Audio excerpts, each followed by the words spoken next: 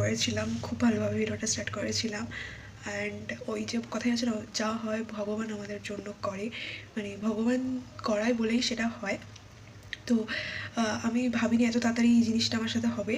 আমি কিছুদিন মানে কলেজ শেষ হওয়ার কিছু আগে মুহূর্ত থেকে, আগে কিছু মাস থেকে শুরু করে এই আজ পর্যন্ত, আজকের 22শে নভেম্বর 2025, তো মোটামুটি 2 বছর 2-3 মাস মতন আমি ইন্টার্নশিপ প্রথমত করি এবং তারপরে অ্যাজ আ জুনিয়র অ্যাডভোকেট আমি একজনের আন্ডারে ছিলাম এবং আজকে আমি ছেড়ে দিলাম।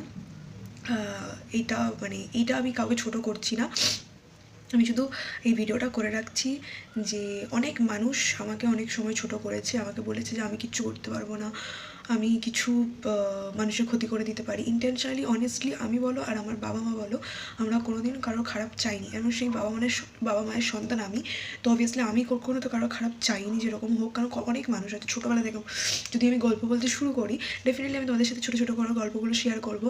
তো মানে বন্ধু যাদের বলতাম তারাও আমার অনেক ক্ষতি করেছে, এবং মানে ক্ষতি আমাকে অনেকেই অনেকভাবে চেষ্টা করেছে, কিন্তু আমি সেটা রিভেঞ্জ কখনো কারোর উপর নিতে যাইনি আর নিতে যাবও না, প্রথমত।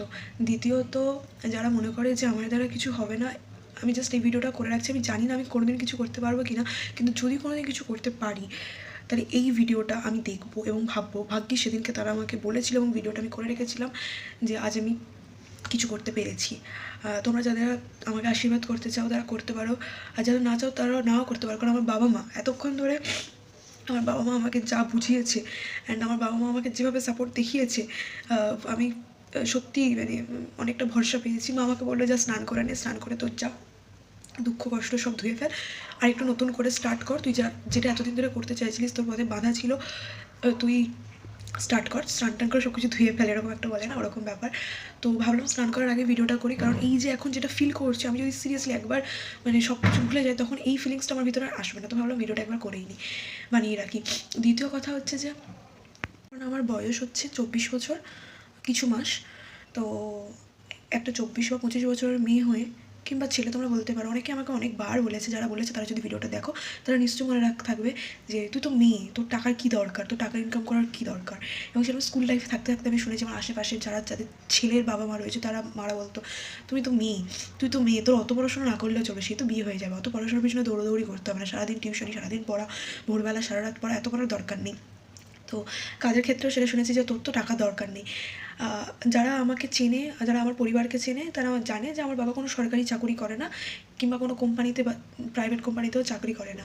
তো সেক্ষেত্রে আমার বাবা ব্যবসা করে, এবং ব্যবসার কখন কী হয় সেটা আমরা কেউই বলতে পারি না। আর এখন মানুষের জীবন তো আরোই আনসার্টেন। তো সেই জন্য আমি চেষ্টা করেছিলাম অ্যাটলিস্ট প্রথমে আমি আমার দায়িত্বটুকু নিতে শিখি, তারপরে আস্তে আস্তে পরিবারের দায়িত্ব নিতে শিখবো। তো ইনকামটুকু করতাম, সত্যি বলতে বাবা মাকে আমি একদমই হেল্প করতাম না, করতে পারতামও না, কারণ যতটুকু ইনকাম হতো সেটা দিয়ে আমি চেষ্টা করতাম যে আমার কাছে কিছু আছে, আমার যখন যেটা লাগবে সেটা আমি আমার টাকা দিয়ে করে নিতে পারবো, বাবা মার কাছে হেল্প চাইতে হবে না, এইটুকু সাপোর্ট তো আমি আমার বাবা মাকে করতে পারি, যে অ্যাটলিস্ট আমি টাকাটা নিচ্ছি না। তো এটাই খারাপ লাগছে যে কয়েকটা মাস আমার বাবা মার মানে বাড়িতে থাকতে হবে, আমার ইনকাম হবে না, আমার বাবা মার মানে আমার যদি কিছু লাগে, ইনফ্যাক্ট আমার ফোনের রিচার্জটুকুও যদি করতে লাগে সেটা আমার বাবার কাছে আমার হাত পাততে হবে। বাবার কাছে হাত পাতাটা কোনো ছোটো কিছু নয়, কারণ এতদিন বাবাই আমাকে দেখে এসছে, কিন্তু ওই আর কি 24-25 বছরের মেয়ে হয়ে বাড়িতে থাকা, এটা তো মানে নিজেদের খারাপ লাগে, যারা আমার মতো বয়সী রয়েছে তারা বুঝতে পারবে আমি এটা বলতে চাইছি। বাট ইটস ওকে, আমি কিছু মাস বাড়িতে থাকবো, দেখবো ভাগ্যের চাকা বদলায় কি না, যদি না বদলায় তাহলে back to the track again. তো যাই হোক, এই ভিডিওটা আমি আর বাড়াবো না, এই ভিডিওটা আমি এখানেই রাখবো। আমি কালকের থেকে নতুন ভিডিও শুরু করব। আমি কি নতুন ভাবছি বা এতদিন যেটা ভাবছিলাম সেটা আমি কেন করতে পারছিলাম না, সব কিছু তোমাদের সাথে শেয়ার করবো। আজকের ভিডিওটা আমি এখানেই শেষ করছি। তোমরা ভিডিও আমি এই জন্যই করি যাতে আমার প্রত্যেকটা দিনের অনুভূতিগুলো আমি বলে রাখতে পারি, এবং সেখান থেকে আমি যদি ঘুরে দাঁড়াতে পারি সেটার অনুভূতি কেমন, দুটো আমি দেখবো কেরম লাগে। তো ভিডিওর ভিউজ আমার একদমই হয় না, এই ভিডিওটাও না হলে আমার সমস্যা নেই, শুধু আমি জীবনে এক্সপিরিয়েন্সগুলো জাস্ট একটু ভিডিও করে রাখতে চাই পরবর্তীকালে আমি নিজে দেখার জন্য। এখনও দেখি আমার পুরোনো ভিডিওগুলো ভালো লাগে। তো যাই হোক, আজকে ভিডিওটা এই পর্যন্ত। তোমরা যদি মানে ঘুরে দাঁড়াতে চাও তো সবসময় স্টেপ আউট আই থিঙ্ক করাটা বেটার হয়ে থাকে, কারণ আমরা দেখেছি ছুটতে গিয়ে হয় না, পিছনে এক পা আগে নিতে হয়, ওরকম একটা ব্যাপার। অনেক কিছু বললাম, জানি না তোমরা সেটাকে খারাপভাবে নেবে ভালোভাবে নেবে। আমার বাবা মা যতদিন আছে লোকে আমার নামে কে কী ভাবলো আমার কিছু যায় আসে না।